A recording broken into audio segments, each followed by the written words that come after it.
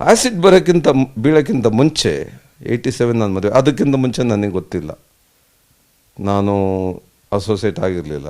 ಆವಾಗ ಅವರಿಗೆ 37 ಬಾರ್ನ್ ಅಂದರೆ 87 ಅಂದರೆ may be she was 50 years, just 50 years. ಅವರು ಅವಾಗ ನನ್ನ ಮದುವೆ ಆದಾಗ minister quarters, father in law was PWD minister. ಆ ಗರ್ವ ಇರಲಿಲ್ಲ ಅವರಿಗೆ, ನಾನು ಮಿನಿಸ್ಟರ್ ಹೆಂಡ್ತಿ. ನೀವು ನೋಡಿರ್ಬೋದು, ಒಬ್ಬ ಕಾರ್ಪೊರೇಟರ್ ಹೆಂಡ್ತಿ ಆದ್ರೇ ಮಾತಾಡ್ಸೋಕ್ಕಾಗಲ್ಲ. ಇವರು ಆ ಗರ್ವ ಇರಲಿಲ್ಲ. ನಾನು ನಮ್ಮ family lower middle class family, ಅಂಥವರು ಮನೆ ಒಬ್ಬ ಡಾಕ್ಟ್ರು, ವೆಲ್ ಬಿಹೇವ್ಡ್ ಹುಡುಗ ಅಂತ ಹೇಳಿ ಮದುವೆ ಮಾಡಿದ್ರು. ಅವರಿಲ್ಲ ಅಂದಿದ್ರೆ IAS ಆಫೀಸರ್ಸ್ ಬಂದಿದ್ರು, ಆಫರು KS ಆಫೀಸರ್ ಬಂದಿದ್ರು. ಅವ್ರಿಗೆ ಯಾರಿಗೂ ಅವರು ಫಾದರ್ ಇನ್ ಲಾ ಅವ್ರಿಗೆ ಇಷ್ಟ ಇರಲಿಲ್ಲ ಮದುವೆ ಮಾಡೋದು.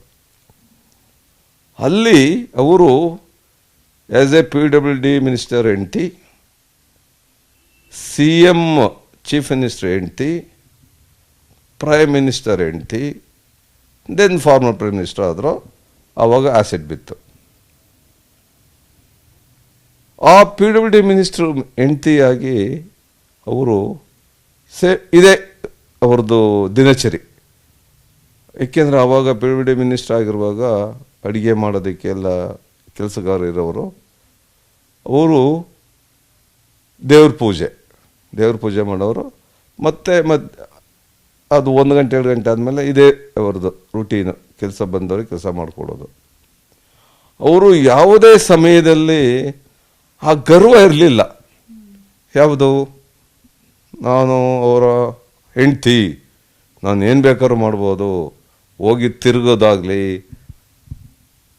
ಪರ್ಚೇಸಸ್ ಏನು ಒಂದು ಈ ಬ್ರ್ಯಾಂಡೆಡ್ ಐಟಮ್ಸ್ ಕೊಂಡ್ಕೊಳ್ಳೋದಾಗಲಿ, ಅದು ಅವರಿಗೆ ಅದು ಅವರ ದಿನಚರಿ ಅಥವಾ ಅವ್ರ ರೂಟೀನ್, ಅವ್ರದ ಪ್ರಾಕ್ಟೀಸಲ್ಲೇ ಬರಲಿಲ್ಲ. ಅವರ ಮಕ್ಕಳು ನೋಡಿದ್ದೀರಿ ನೀವು, ಅವ್ರ ಹೆಣ್ಮಕ್ಳು ಸೀರೆ ಬಿಟ್ಟು ಬೇರೆ ಡ್ರೆಸ್ಗಳೇ ಹಾಕಿಲ್ಲ. ಅವ್ರ ಗಂಡು ಮಕ್ಕಳು ಯಾವುದೇ ರೀತಿಯಲ್ಲಿ ದಾರಿ ಬಿಟ್ಟು ಹೋದವರಲ್ಲ. ಅದೇ ರೀತಿ ಕಲ್ಚರಲ್ಲೇ ಅವರು ಬೆಳೆಸಿದ್ರು. ಅದಾದಮೇಲೆ ಪವರ್ ಹೋಯಿತು. 89ನಲ್ಲಿ ಎಲೆಕ್ಷನ್ ನಿಂತರು.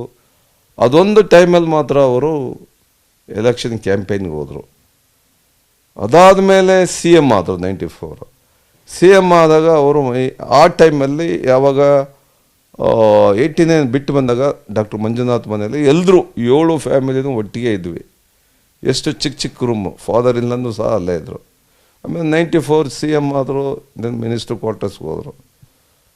ಅಲ್ಲಿನೂ ಯಾರು ಅವರು ಯಾವುದೋ ಫಂಕ್ಷನ್ಗೆ ಹೋಗೋದಾಗಲಿ, ಅವರು ಸ್ಪೀಚ್ ಕೊಡೋದಾಗಲಿ, ಆಮೇಲೆ ನನಗೆ ಪೇಪರಲ್ಲಿ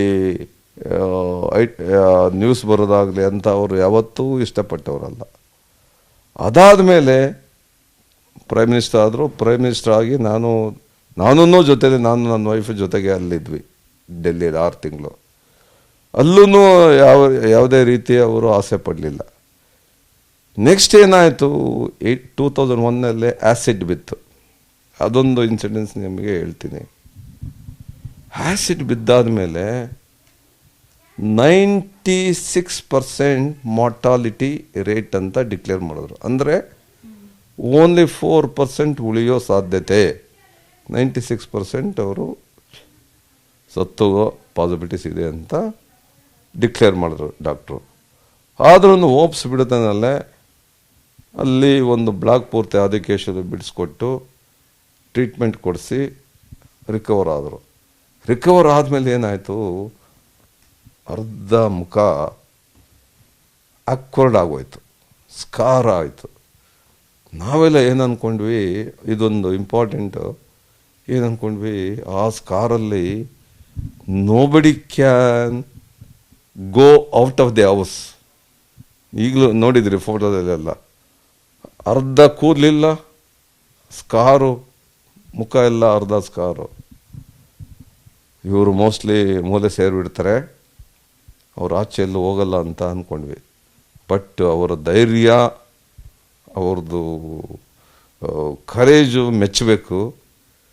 she started going to each and every function.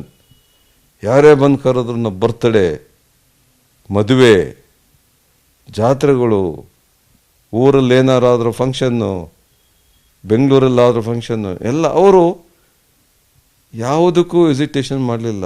ಅದನ್ನು ತಲೆಗೆ ಹಾಕ್ಕೊಳ್ಳಿಲ್ಲ ನಾನು ಹಿಂಗೆ ಇದೀಗ ಕಾಣಿಸ್ತೀನಿ ಅಂತ.